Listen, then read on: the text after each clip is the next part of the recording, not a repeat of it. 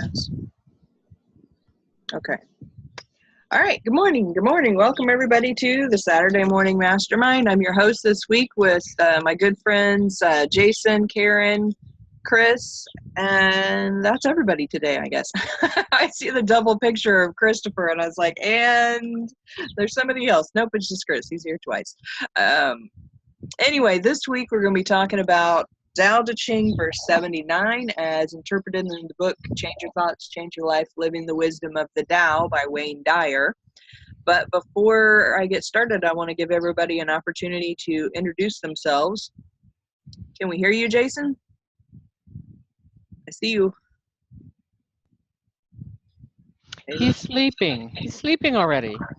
No. He must be working off of his phone, too. Oh, can you hear us? Give us a thumbs up if you can hear us. Are you at work? Maybe he has poor phone. Can you hear me? There, we sort of hear you. Heard you for a second.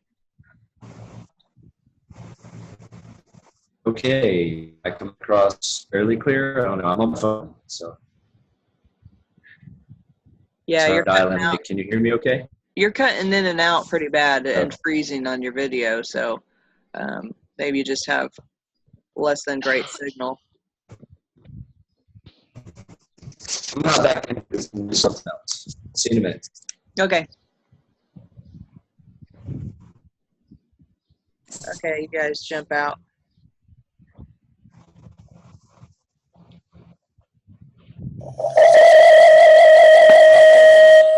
That's the special mind effects coming from my mental power.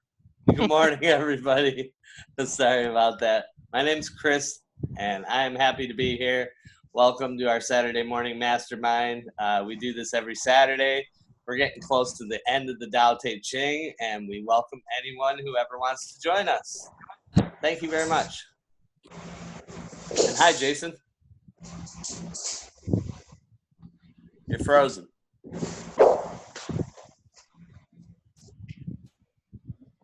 Okay, I'll squeeze in. It's Karen Loha from Valley of the Sun in Arizona, southwest U.S., where it's hot and dry. Man, I'm glad it's a dry heat. Okay, so we'll talk with you soon. Awesome. Yeah, this is verse 70. We have 2 verses left, so 2 more weeks. We got to pick a book soon. And if you guys haven't posted your ideas for what book you think we should study next, post that in the Facebook group. And for those of you who are watching this as a recording, there'll be a link below the video here on YouTube where you can find our Facebook group and join in the community there. Okay, so let me flip over to screen share and we can see the verse. Go. All right, there we go. So who wants to read the verse today?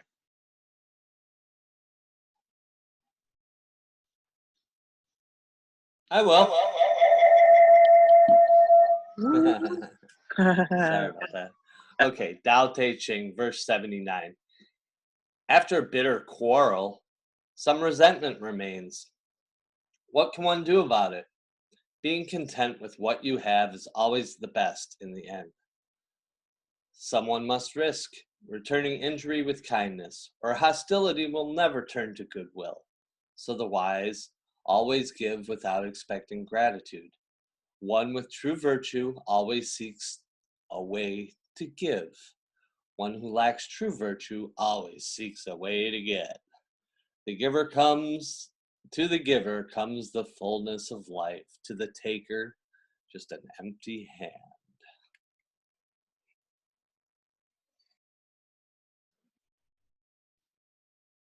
Yeah, I thought this was a great verse. I feel like when I read this, I'm like, we need to study a book on relationships. That is kind of my thought. Because this verse to me, it was all about relationships, and because I mean, who here has never experienced a quarrel with somebody? Anyone? Oh wait, I have to hit the right screen, get us off the screen here. There we go. There we go. Anybody here? Never experienced a quarrel? Never been an argument? Never been any of that? Okay. Yeah, I didn't think so. I think we've all experienced that at one point in time or another, right? And then we go through this phase of just being mad afterwards, right? Maybe, unless we think we've gotten the better of the other person, and then we're, I don't know, gloating about it. But I felt like this was a good verse to just be a reminder of, what really helps is to be the one who offers that forgiveness, who lets go of that resentment, who tries to not be the better person. You know how that saying goes, just be the better man or whatever? That's kind of an ego thing too, in my opinion. But I think that it's more of a just to kind of realize that we both have that ego, and the ego is the thing that's fighting with one another. And when we can acknowledge the fact that, okay, neither one of us is necessarily wrong and neither one of us is necessarily right, that we both have our own opinion and they're both valid, and to respect that in one another. And yes, it's kind of like that let's agree to disagree kind of thing. That's my whole thought on that, is that when we can be that, then we don't walk away from that quarrel or dispute with resentment, anger, or wanting a revenge, as you will. So what do you guys think?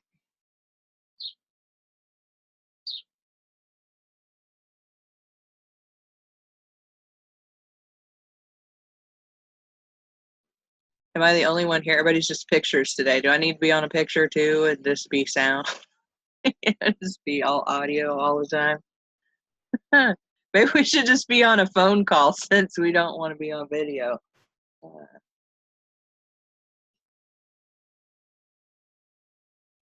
Everybody leave?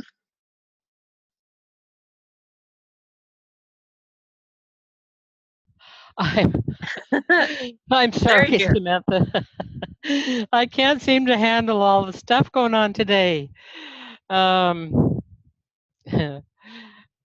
My son left early with a couple of dogs, and I had been up. I don't know. I can't always trust him to make sure. We say goodbye.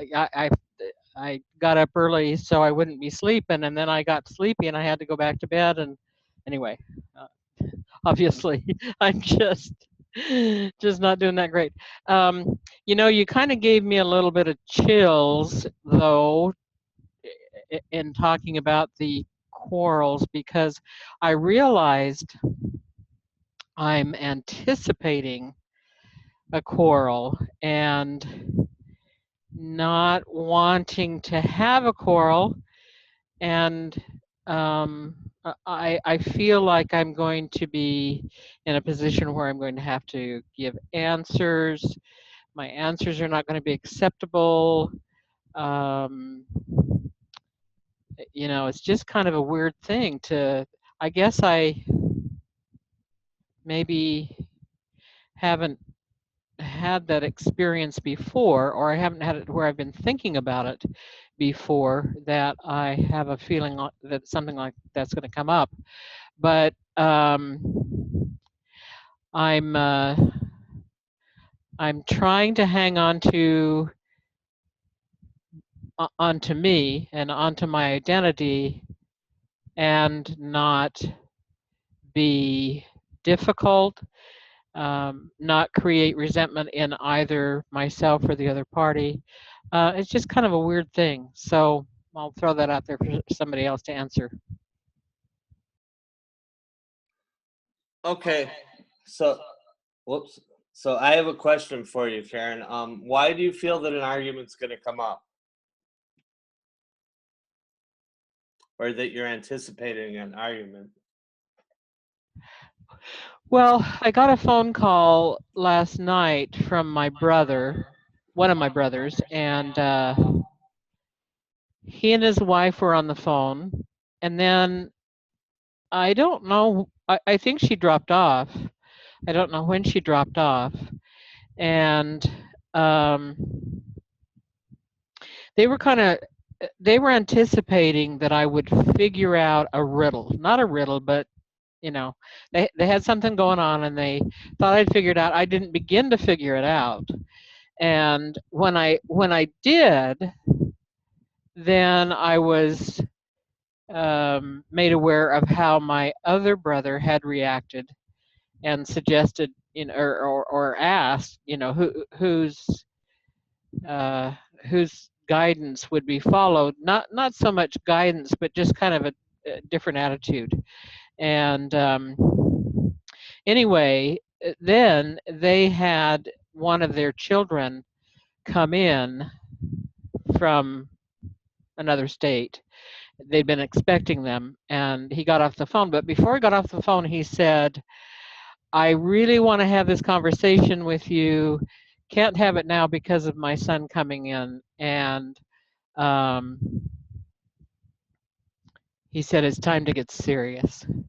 Well, I'm the oldest in the family, but he took it upon himself as a 16-year-old in high school, when I was engaged to the first fiance that I had, to take me in to our folks' bedroom, sit me on the end of the bed, take a look at me with, I don't know if he had his arms folded or akimbo, or how they were, but he said, are you sure you want to do this? A 16-year-old to a, what was I don't know, probably 22, 23, somewhere in there. And actually, it was pretty cool. And I've always kind of given him a lot of credit that he would take that upon himself, if nobody else was. And I think there's an area of our lives where we are at odds, meaning we're on opposite sides of the fence, not necessarily duking it out at all, but I feel certain that he's going to challenge me, and that he's going to anticipate that I'm just going to waffle and just say, oh, I really should be doing what you suggest. So anyway, does that answer your question, Chris?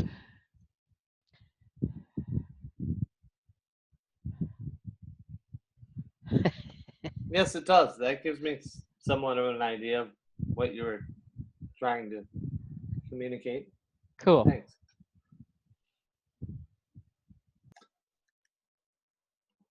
So you feel like he's going to come in and try and tell you what to do in some kind of a situation, or he doesn't like what's going on in your something, and Yeah. feel like he's going to try and tell you how he thinks it should be, or what? Yeah, I mean,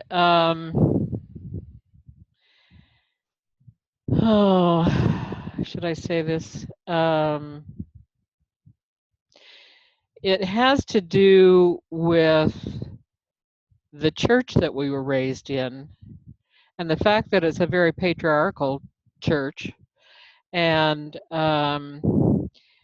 I really have no one but him who can act in that role, because the man that I'm married to, that I haven't seen for 80 million years, never was a member of the church, and the first one who was, and I have been divorced for 7 years, and my son doesn't hasn't been active in the church since he was like 17 or so. And so yeah, I mean, with what he called about last night, I believe he feels that it's time now, to get, everybody lined up, and that primarily is me, because I'm the only one who's not.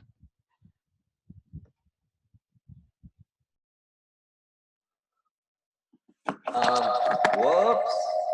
Woo. I'm in the psychedelic zone today. Sorry, guys.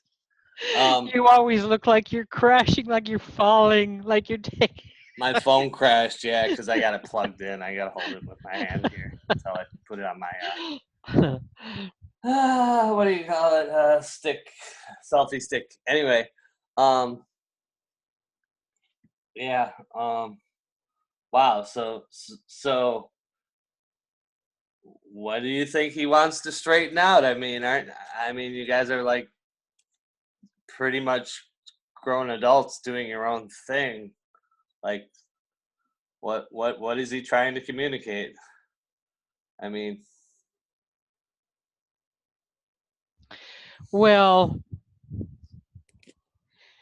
I don't know if you're active in a church or not, but a lot of times the stance of a church is that you're um, beholding to, you know, to, to the church to, um, follow certain standards. And um, I've just kind of, uh, um, I, I apologize for not being together better. I'm writing.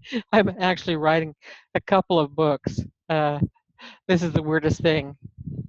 It won't even be 90 days until the end of this month, and I had agreed to get, try and write one just to kind of try and figure it out because this happened to be a challenge within 30 days. And within that first 30 days, I realized I was doing a really poor job because that wasn't really what I should be writing. And so then I decided, okay, I'm going to write what I should be writing.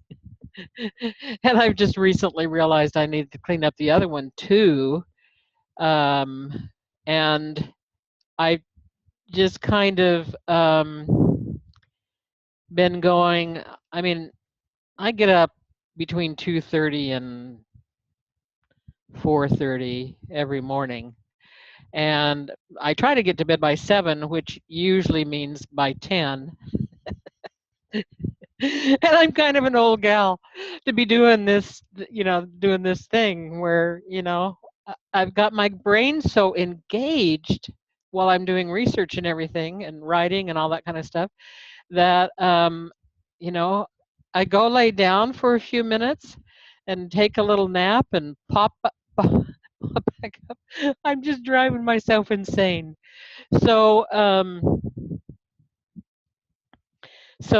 I wasn't expecting.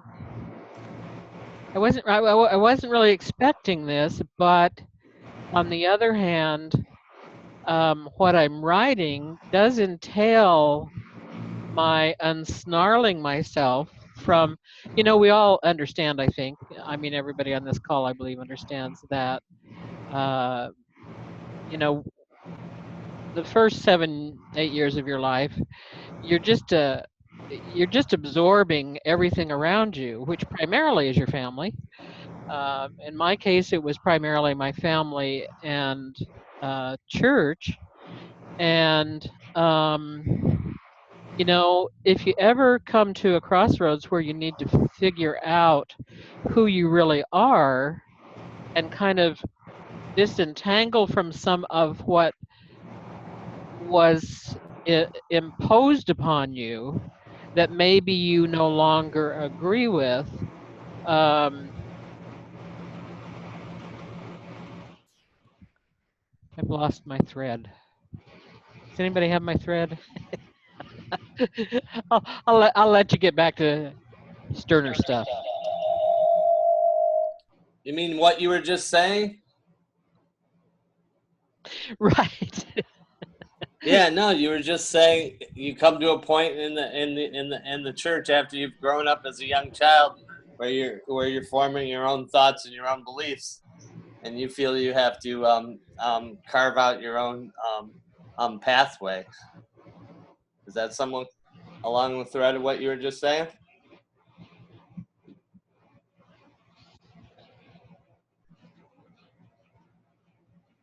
I got the impression that you were saying that you were talking about writing a book, and then you were saying if you come to a point in your life where you have to, you're trying to untangle who you are versus who everybody's tried to tell you who you should be, that you should do something. And I was like, well, are you going to suggest that we write our own book just to untangle it all, or what? What were you going to say? We want to know.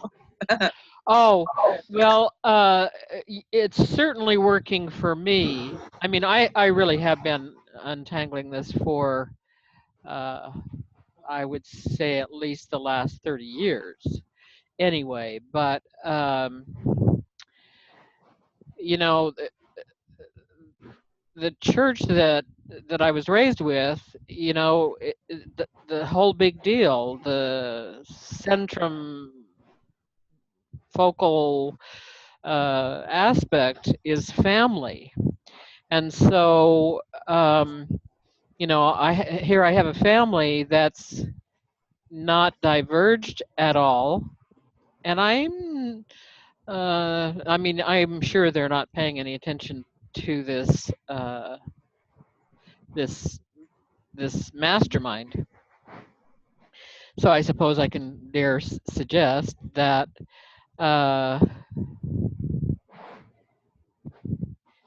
I really think that they maybe haven't done a lot to kind of figure out who they really are, without both family and church. And I'm not saying I'm doing without my family, uh, but when it comes to family talking to me, from a patriarchal church, I mean, there's 2 girls and 2 boys in the family. I'm the oldest, and the brothers are underneath both the girls, and they'll step up. I mean, at least this brother will step up and say, look, dad's gone.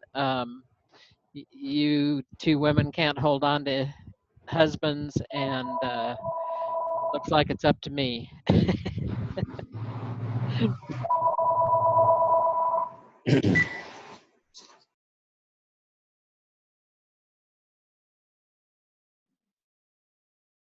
Okay. Sorry, I got distracted. The Zoom thing started telling me that I needed to upgrade or lose out on this recording or whatever. So I missed the last couple of minutes of what you were just saying, Karen. I'm sorry. That's okay. I was just basically saying, we're on a mastermind. I mean, I'm not sure Chris agrees with this, but I've always felt, in part because I've known,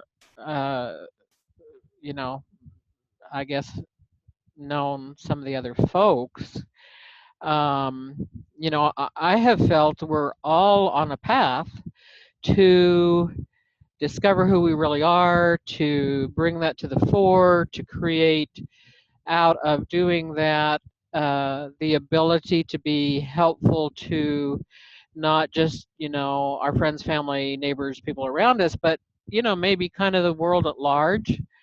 And if if that's if that's who we are, is a seeker, uh, you know, uh, I don't know if there are people who seek and don't change. I think probably seekers are changers, and um, I I I just haven't experienced that. Well, I think my youngest brother, I don't know. I mean, he's just done so many different things in his life, gone so many different places that I think he's done a lot of changing. Um, but I don't know. He did. Okay, I think maybe what I'm trying to talk about is the inward journey. If you have an inward journey, then that's going to create that's likely going to create some upheaval with everybody in your past. Yeah. Okay. Can I say something about that real quick? Hey, No, Karen. I'm going to do all the talking. No, a couple of times, like when we've talked, you begin a statement or a conversation that somehow I disagree with you, Or and it's like the same thing where you say you think there's going to be this point of contention. I don't know if it's from your past or your family. Based on what you were just saying about the Saturday morning mastermind, that's exactly what I think. I think exactly what you do. I think it's a place to grow. I think it's a place for us to change and become more. So I'm not sure what you're thinking I'm thinking, but I don't think you're reading my thoughts, because I'm in entire agreement with you. And a lot of times you'll say stuff and I'm in total agreement with you. So don't be defensive. Okay? I'm not making statements that are opposite you before I've made a statement. I'm in agreement with you. I think we have a lot in common, and we are growing. Well, I'm really glad to hear that. And see, I realize that there are at least a few people here on the panel, and I realize I'm talking about we never have our whole panel together, so you don't know who I'm talking about. Strange listener, new person, and but I felt a little threatened when you proposed a new uh, a new direction for this mastermind, and said, it sounded like I kind of took it to mean, and maybe I jumbled the words together, but I took it to mean that if the rest of us didn't shape up, get the right goals, and didn't show some advancement towards those goals, you wouldn't be a part of us. And the reason I considered that a threat, I considered a threat if you are going to abandon me. You personally, Chris, if you're going to get off the mastermind, that would be an abandonment. Um, does that make any sense? No, I don't expect it to make sense, but anyway. No, because I'm allowed to make my own choices.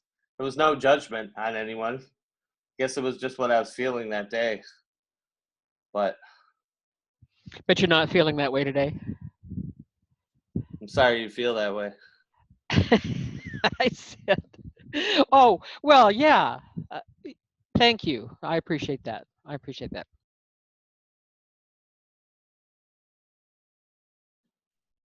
Well, I think that's interesting that you bring that up, Karen, because I think one of the things that this verse is really trying to tell us is that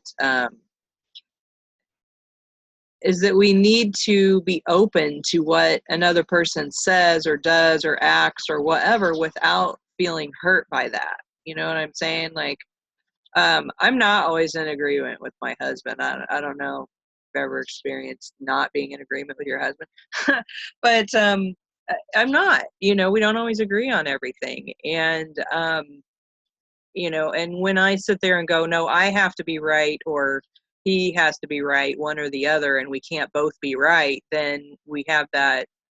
It's like an ongoing thing. We're constantly upset with ourselves or with each other because either A, we feel like we're not living up to that other person's expectations, or B, we think they're not living up to our expectations, or and but when we can just allow for that other person to be, do, act, and whatever they are without it, without taking on what we think they think or think they feel or think they whatever as our own,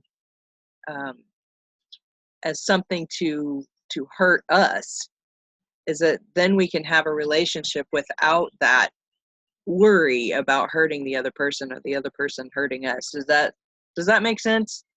It does make sense, and I appreciate that, because I want to remember that when I talk with my brother, to not, just to really hold on to as best I can to not be hurt. I realize that in my last remark, I put two remarks from my head together, which probably was totally confusing, because when I started to talk about not everybody on this panel agrees. I was going to say, not everybody on this panel agrees that I'm bipolar or that I have a mental health issue. And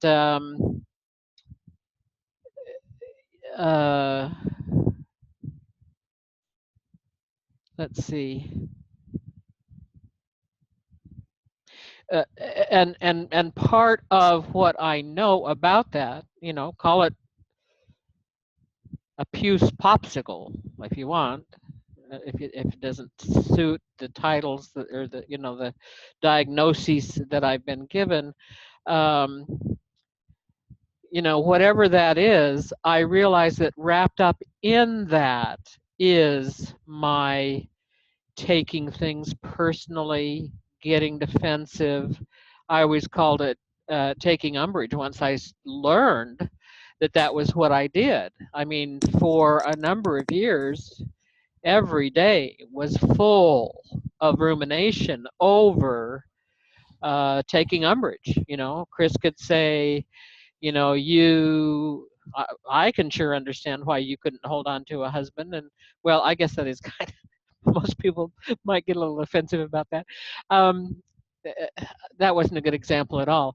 But, I mean, I just didn't get it. I mean, it took me a really long time. It took me a powerful course of